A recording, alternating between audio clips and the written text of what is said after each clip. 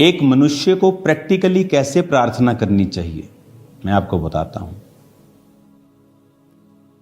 अगर आप मेरे से बेस्ट तरीका पूछें प्रार्थना करने का, वो क्या है?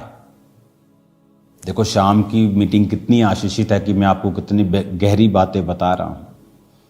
बेस्ट तरीका है, अगर आपको परमेश्वर से जवाब लेना है प्रार्थना करने का, 1+1+1। 1 घंटा प्रार्थना सुबह, 1 घंटा प्रार्थना शाम दोपहर, 1 घंटा प्रार्थना रात को। 1 घंटा सुबह, 1 घंटा दोपहर को या शाम को आप लगा लो, 2 से 3 बजे, 4 बजे, 5 बजे, और 1 घंटा रात को। 1 घंटा आप सुबह प्रार्थना करते हैं, प्रभु तू महान है, हालेलुया, धन्यवाद प्रभु यीशु। जब आपकी 40-45 मिनट की प्रार्थना हो जाती है, फिर आप वर्सेस निकालिए। अगर आपको हीलिंग की ज़रूरत है, यशाया 54 निकालिए, भजन संहिता 103 निकालिए, नीति वचन 3 निकालिए। जहाँ जहाँ परमेश्वर ने हीलिंग प्रॉमिसेस किए हैं बाइबल में, उन सब वर्सेस को निकालिए, उन्हें निकाल कर उन्हें पढ़िए प्रार्थना में ही। प्रभु तेरे वचन में ये लिखा है। अगर मैं आपको यशाया 40 पढ़िए, 28 से लेकर 31 तक। भजन संहिता 103 पढ़िए, जहाँ पर परमेश्वर ने लिखा है कि वो तेरे अधर्म को क्षमा करता है और तेरे रोगों को चंगा करता है। भजन संहिता 103:3, वही तो तेरे सब अधर्म को क्षमा करता है और तेरे सब रोगों को चंगा करता है। इन वर्सेस को पढ़िए 10-15 मिनट, इन वर्सेस से प्रार्थना कीजिए। उसके बाद अगर आपके पास अनॉइंटिंग ऑयल है, अपने आप को उससे मसा कीजिए। लास्ट में थैंक्स कीजिए, प्रभु तेरे कोड़े खाने से मैं चंगा हो चुका हूं, तेरा थैंक्स करता हूं, आमीन कर दीजिए।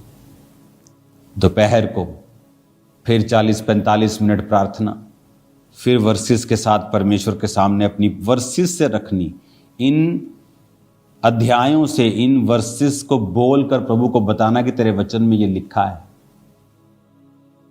और दिन रात कहता मेरे नाम की जो दुहाई देते हैं। संडे थर्सडे दुहाई देने वाले बहुत हैं, चलो संडे जाके दुहाई दे देते हैं। उसके बाद सोमवार क्या, जो सुबह से बर्तन मांज के, जो काम घर का, जो आदमी अपने ऑफिस में जाता है, कोई प्रार्थना वाला जीवन नहीं। शाम को आधा घंटा एक बैठ गए, प्रेयर माउंटेन वाली चलो प्रेयर कर ली, ठीक है, लेकिन जिस प्रार्थना की मैं बात कर रहा हूं, वो आपका न्याय चुकाएगी, आपको परमेश्वर से जवाब लेके देगी।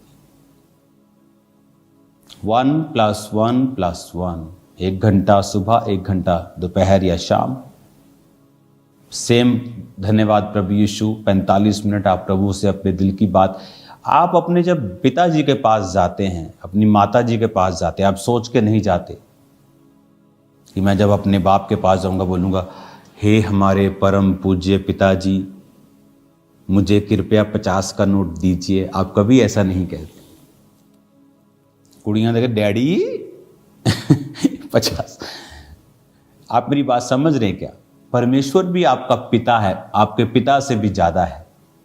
आप जब प्रार्थना में बैठते हैं, उससे बात करें, अपने दिल की बात करें। हो सकता है उसमें कुछ इमोशनल चीजें हों, इसलिए मैंने कहा लास्ट 15 मिनट फिर वचन से प्रार्थना कीजिए, ताकि जो वचन से प्रार्थना होती है उसे परमेश्वर दरकिनार नहीं कर सकते, क्योंकि वो अपने वचन का इनकार नहीं कर सकता। जब आप 15 मिनट वचन पढ़ के प्रार्थना करेंगे, पिता तेरे वचन में लिखा है कि तूने कहा तू थके हुओं को बल और शक्तिहीन को बहुत सामर्थ्य देता है, मुझे सामर्थ्य, मुझे बल दे। तेरे वचन में लिखा है जो यहोवा की बाट जोहते हैं वो नया बल प्राप्त करते जाएंगे। देख, तेरे वचन में लिखा है कि धर्मी का वंश बचाया जाएगा। क्यों? मेरे बेबी नहीं हैं जिनके पास बेबी नहीं होते। तेरे वचन में लिखा है कि तूने कहा है कि जो कोई यहोवा का भय मानेगा, उसके मार्गों पर चलेगा, तो परमेश्वर उसको उसी रास्तों पे चलाएगा जिससे वो प्रसन्न होता है। उसका वंश पृथ्वी का अधिकारी होगा। प्रभु मेरा वंश मुझे चाहिए पृथ्वी का अधिकारी होने के लिए, तेरे वचन में लिखा है। इस तरह से आप अपने केसेस के हिसाब से बाइबल वर्सेस से प्रार्थना करेंगे लास्ट 15 मिनट। उसके बाद आप अनॉइंटिंग ऑयल को अप्लाई करेंगे अपने पेट पर। अगर आपको बेबी चाहिए अपने सिर पर, आपको अनॉइंटिंग चाहिए, सुरक्षा चाहिए, आप प्रार्थना करेंगे। आप अपने फैमिली को यीशु के लहू में छुपाएंगे, फिर थैंक्स करेंगे। रात को फिर सेम 45 मिनट आप प्रभु से बात करेंगे। आप प्रभु को बताएंगे आप आत्मा में बढ़ना चाहते हैं। परमेश्वर, मैं तुझ में आगे जाना चाहता हूँ, मैं अपने दुश्मनों को माफ़ करता हूँ। खुदा बाप, तेरी तारीफ करता हूँ। पवित्र आत्मा, तू मेरे संग रहे। आप गैर भाषा में प्रार्थना करेंगे, अपनी सब प्रेयर रिक्वेस्ट को प्रभु के सामने रख देंगे, अपने डाउट्स प्रभु के सामने रख देंगे। फिर 45 मिनट हो जाएंगे, फिर आप बाइबल निकाल लेंगे और 15 मिनट आप अपनी वर्सेस के साथ परमेश्वर के सामने अपने केस को रखेंगे। करके आप देख लीजिए, 6 महीने में अगर आपकी लाइफ चेंज नहीं होती तो मुझे एक लेटर लिखिए कि मेरी लाइफ चेंज नहीं हुई। मैं आपको बता रहा हूं, मुझे कोई लेटर आने वाला नहीं है। अगर आप पवित्रताई में तौबा किए हुए विश्वासी हैं और इस प्रेयर पैटर्न को जो मैंने आपको बताया है आप फॉलो करते हैं, 1+1+1, I challenge you in Jesus name, आपकी लाइफ पूरी तरह से बदल जाएगी। हालेलुया। पूरी तरह से परमेश्वर का आत्मा आपको चेंज कर देगा। आपको ये बात बड़े ध्यान से समझनी है कि वो वचन में क्या कहता है। परमेश्वर कहता है उस अधर्मी न्यायी को, अधर्मी है, पापी है, अच्छी कुर्सी पर है, उसको देख। वो कहता मैं न्याय चुका दूंगा, मेरे नाक में दम ना कर दे। तो कहता तुम मेरे नाक में दम करो। कैसे? शब्दों से नहीं, अपने इमोशंस से नहीं, वचन के साथ। वो वचन का इनकार नहीं कर सकते। वैसे मैंने कहा 45 मिनट पर करो प्रार्थना। उस 45 मिनट में प्रभु के सामने अपनी चीज़ों को रखो, डाउट्स को रखो, उसे शेयर करो, गैर भाषा के साथ भी प्रार्थना करो ताकि आत्मा के साथ भी आपकी प्रार्थना हो जाए। फिर 15-20 मिनट वचन के बीच से करो प्रार्थना। ये नहीं एक बार कर ली फिर 2 दिन बाद कर ली। नो, सुबह, दोपहर, शाम, सुबह, दोपहर, शाम।